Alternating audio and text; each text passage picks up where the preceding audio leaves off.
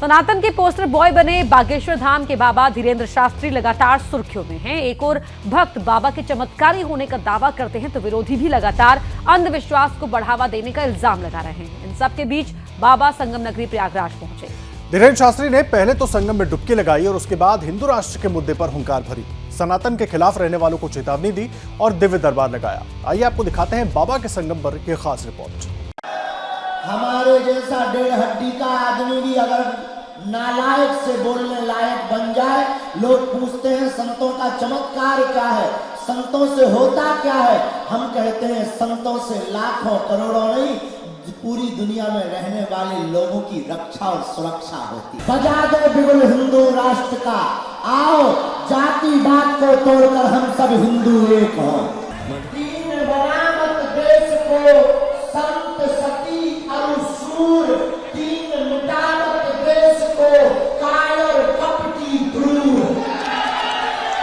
वो सत्य को जानकर मौन बैठे, वो नंबर 1 का कायर है।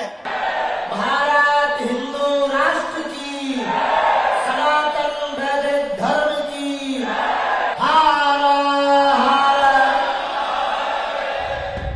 मध्य प्रदेश के छतरपुर धाम से करीब 300 किलोमीटर दूर धीरेन्द्र कृष्ण शास्त्री संगम नगरी प्रयागराज की धरती से हिंदू राष्ट्र की हुंकार भरते हुए सुनाई दिए। हिंदू राष्ट्र के साथ कौन कौन है? पक्का बजा दो बिगुल हिंदू राष्ट्र का, आओ जाति बात को तोड़कर हम सब हिंदू एक हों। दोनों हाथ उठाकर बोलो बागेश्वर धाम की। वो विरोधियों पर गरजे भी और हिंदू धर्म के खिलाफ रहने वालों पर बरसे भी। संगम नगरी से हम घोषणा नहीं प्रार्थना कर रहे, दीन बनावत देश को संत सती और सूर, दीन मिटावत देश को कायर कपटी क्रूर। जय घोष की गूंज और भारी भीड़ के बीच से होते हुए धीरेन्द्र कृष्ण शास्त्री घाट के पास पहुंचे थे। उनके स्नान वाली जगह को पहले से ही सुरक्षा घेरे के अंदर ले लिया गया था। इसके बाद हाथ पकड़कर और गंगा मैया की जय की गूंजती आवाजों के बीच धीरेन्द्र शास्त्री डुबकी लगाने के लिए पानी में उतरते हैं।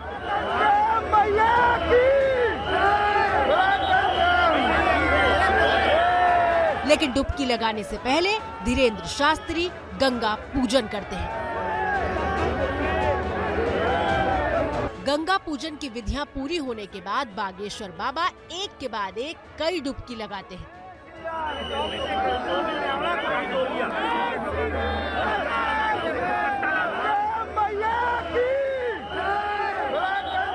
संगम में स्नान के बाद जैसे ही धीरेन्द्र शास्त्री बाहर आते हैं, उन्हें भगवा वस्त्र उड़ाया जाता है।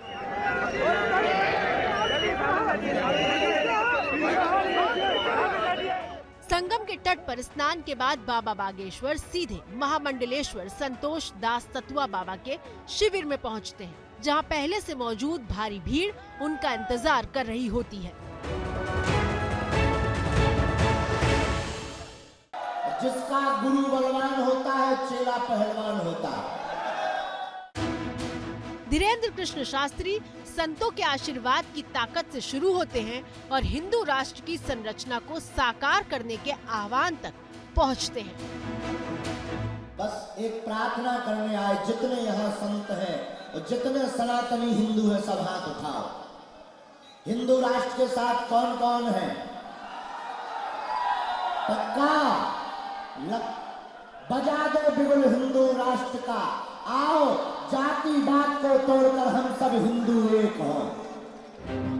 इसके बाद धीरेन्द्र कृष्ण शास्त्री सतुआ बाबा के शिविर से निकलकर श्री राम जन्मभूमि ट्रस्ट के सदस्य के शिविर में पहुंचते हैं।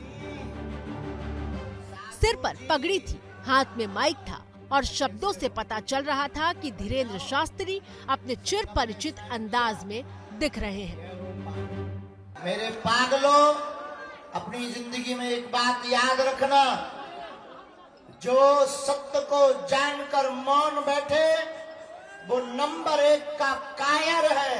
अब घर के अंदर बैठने की आवश्यकता नहीं है, हाथ में माला और बगल में भाला लेकर के सनातन के लिए बढ़ने की आवश्यकता है।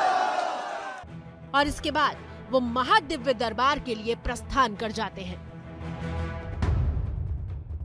संगम तट से करीब 50 से 60 किलोमीटर दूर कुंवरपट्टी गांव में हजारों की भीड़ बागेश्वर बाबा का इंतजार कर रही थी। धीरेन्द्र कृष्ण शास्त्री मंच पर पहुंचते हैं। बागेश्वर सरकार अपने दाहिने हाथ में भगवा पोटली टांगे हुए दिखाई देते हैं।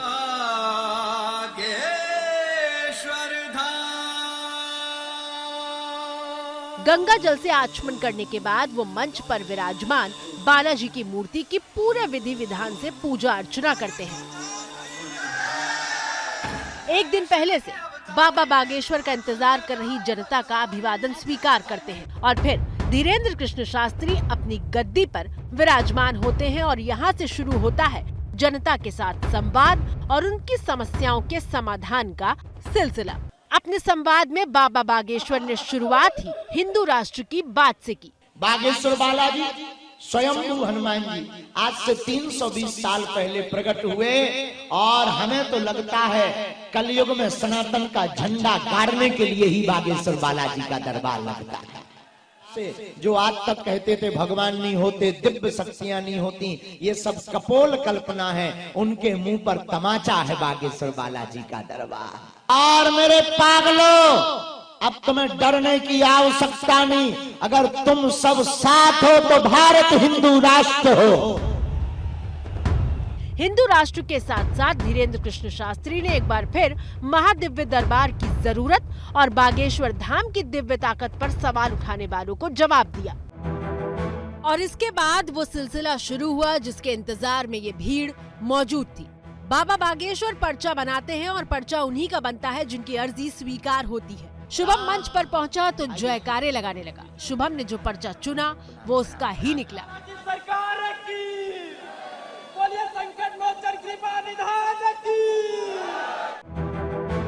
शुभम के बाद रजनी अपने पति के साथ मंच पर पहुंची। पति पत्नी दोनों बाबा के सामने नतमस्तक हो गए। देते क्यों आए?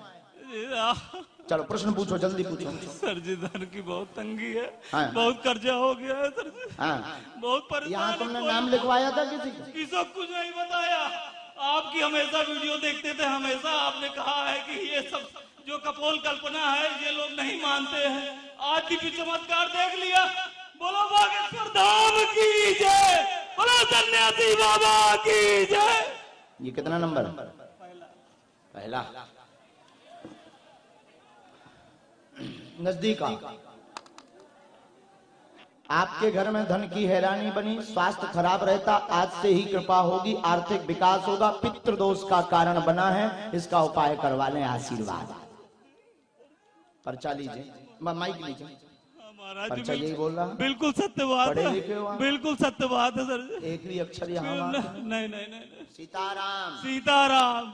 जैसे ही घड़ी का काटा दोपहर 2:30 पे आए, बबीता जी का दिल सास बहू साजिश के लिए मचल जाए।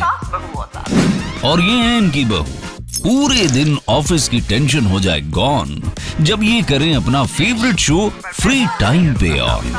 इनकी तरह आप भी देखें अपना फेवरेट शो अपने टाइम पर और डाउनलोड कीजिए एबीपी लाइव ऐप अपने स्मार्ट टीवी पर।